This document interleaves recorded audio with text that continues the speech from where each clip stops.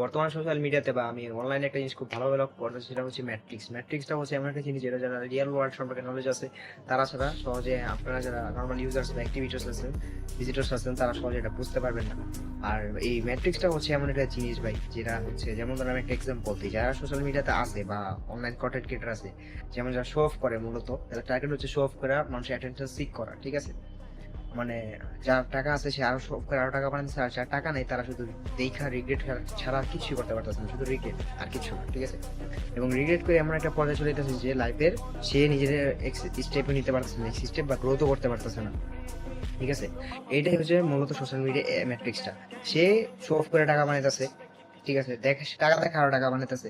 তো আপনি কেন পারতেছেন না ভাই? আচ্ছা মানলাম টাকা নেই, বাট স্কিলস তো আছে পৃথিবীতে, অনেক স্কিলস। আমি ভাই স্কিলস বলে শেষ করতে পারবো না, পৃথিবীতে প্রচুর পরিমাণে স্কিলস আছে।